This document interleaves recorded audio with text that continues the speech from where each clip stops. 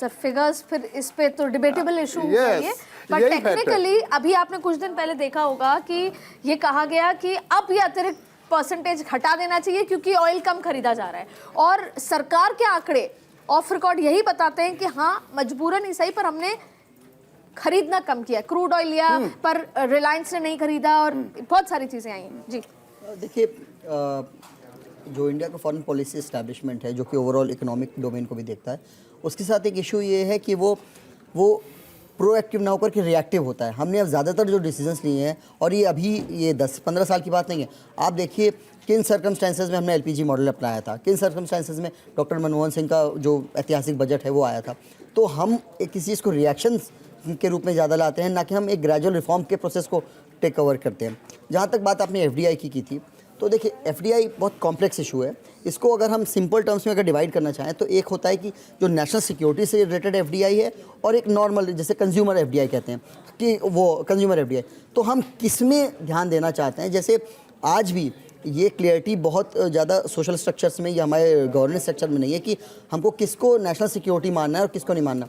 For example, अभी चर्चा चल रही है कि सरकार ये प्लान कर रही है कि चाइनीज़ कंपनी को अब वो अलाउ करेगी गवर्नमेंट सेक्टर में बिडिंग करने की, जो 2020 में गलवान के बाद से बंद हो गया था। तो उसमें इकोनॉमिस्ट और फॉरेन पॉलिसी एनालिस्ट के बीच में एक राय नहीं बन पा रही है कि हम किस सेक्टर को में चाइना को अलाउ करें।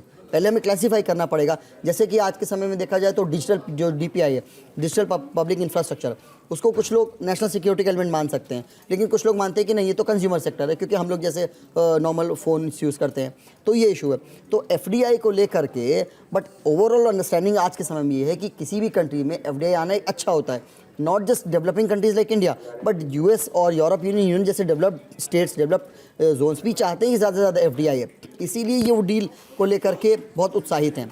Next point, make in India effect हाँ, मैं उसी बात पे आ रहा हूँ। देखिए, मेक इन इंडिया का मतलब ये है कि you manufacture in India. It is not necessarily about कि आप इंडियन इन्वेस्टमेंट के थ्रू कीजिए इंडिया। और इसमें क्या एक एलिमेंट होता है, जैसे कि हर 5वां आईफोन भारत में बनने लगा है। यस। और उसमें एक एलिमेंट ये भी होता है कि जब एक कंपनी इन्वेस्ट करती है तो बहुत हद तक चांस है कि ना केवल वो अपना इन्वेस्टमेंट लेकर के आएगी, बल्कि वो टेक्नोलॉजी भी लेकर के आएगी, और जॉइंट कोलैबोरेशन, जॉइंट वेंचर भी होता है। फॉर एग्जांपल आप देखिए, जैसे एक एग्जांपल देखिए, बहुत लंबे समय तक आपने मारुति सुजुकी था, एक बहुत ही सक्सेसफुल एक्सपेरिमेंट था कि सुजुकी, एक जापानीज़ कंपनी, मारुति, जो कि इंडियन कंपनी के साथ कोलैबोरेट करके एक समय उन लोगों ने मार्केट में राज किया है, बहुत अच्छे अच्छे प्रोडक्ट्स डेवलप किए हैं।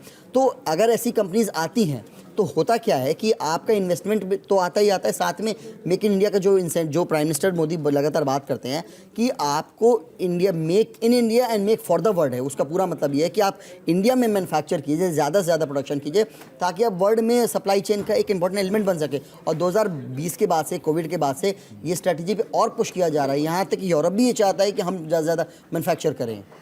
भारत भले ही धीरे, लेकिन जैसे चाइना की बात कर लें तो चाइना ने आधी चीज़ें नकली बनानी शुरू की, उसका मैन्युफैक्चरिंग और मार्केट बड़े ही बड़ा हो। भारत ने नकली नहीं किया, भारत ने भले ही धीरे उस चेन में। पर मैं एक आपसे, क्योंकि बतौर डिफेंस एक्सपर्ट भी ये समझना चाहती हूँ, पिछले कम से कम 5 सालों से तो हम ये सुन रहे हैं कि जिस भी देश, बड़े छोटे देश में जा रहे हैं, हमारी रक्षा समझौता हुआ है, रक्षा से संबंधित समझौता हुआ।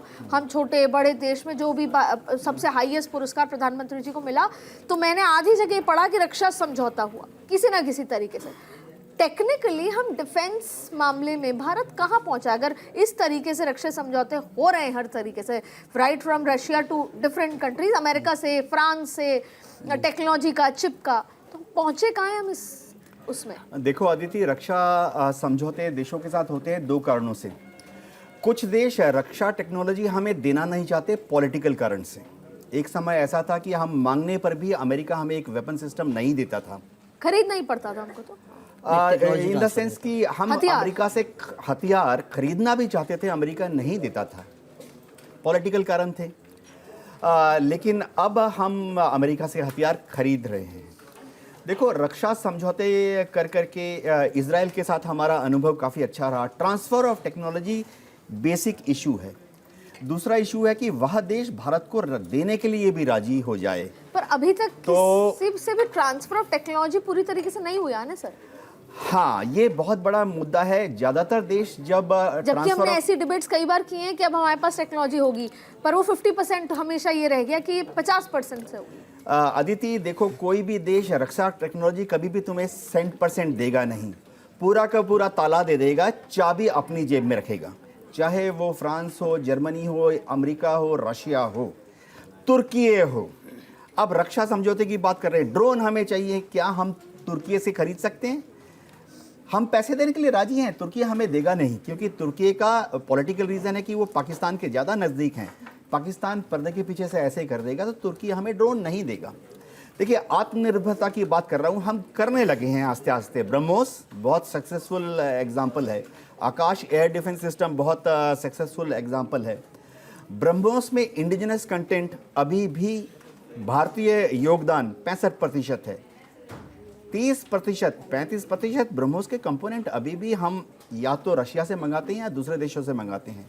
आकाश एयर डिफेंस सिस्टम बहुत शानदार हमने बनाया है, हम शायद एक्सपोर्ट करने की कोशिश भी कर रहे हैं। तो आकाश में बहुत कामयाबी मिली है, सिंदूर में अच्छा प्रदर्शन रहा, ऑपरेशन एंड डिप्लॉयमेंट बहुत सक्सेसफुल रहा। क्या हम 100% भारत में बना रहे हैं आकाश को? हम करीबन 80% आकाश का जो सिस्टम है भारत में बना रहे हैं, 20% अभी भी हमें इधर उधर से दूसरे देशों से लाना पड़ रहा है। ट्रांसफ़र ऑफ टेक्नोलॉजी इतनी आसानी से कोई देता नहीं है। हम एक बड़ा अच्छा शब्द आजकल आपको सब जगह मिलेगा, सोर्स कोड। तो दुनिया में आजकल जो कुछ बन रहा है, टेबल लैम्प से लेके चॉकलेट, सब कंप्यूटर बेस्ड पद्धति से बन रहा है। तो वो जो कंप्यूटर का सॉफ्टवेयर होता है, उसको जब इम्प्लीमेंट करेंगे रक्षा मामलों में भी, अब सब लोग बोलते हैं सोर्स कोड ऑफ रफाइल।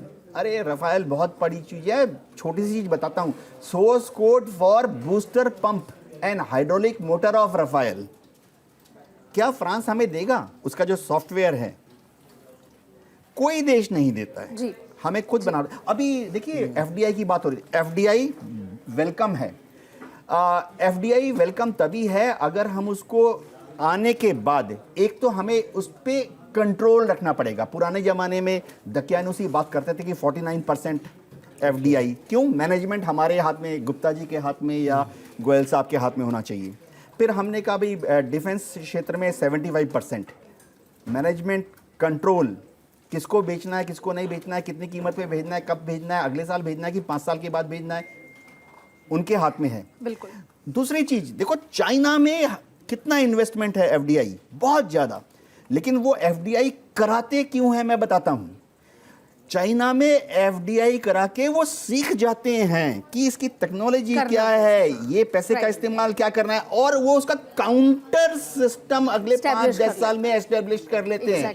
और आस्ते से उस यूरोपियन कंपनी, अमेरिकन कंपनी को तू बाहर जा, अब से हम सीख गए कि मेड इन चाइना। शायद इसका राजनीतिक उदाहरण, हाँ जी, एक सेंटेंस लास्ट में 15 सेकंड, ये हम बोलते हैं ना कि चाइना डुप्लीकेट। देखो अफ्रीका में चॉकलेट बेचने हैं, आपको पता होना चाहिए कि अफ्रीका में आप $10 का चॉकलेट बेच सकते हैं? नहीं, वो अभी भी जंगल में झिंगी लाला कर रहा है। 50 सेंट का चॉकलेट आपको बेचना है,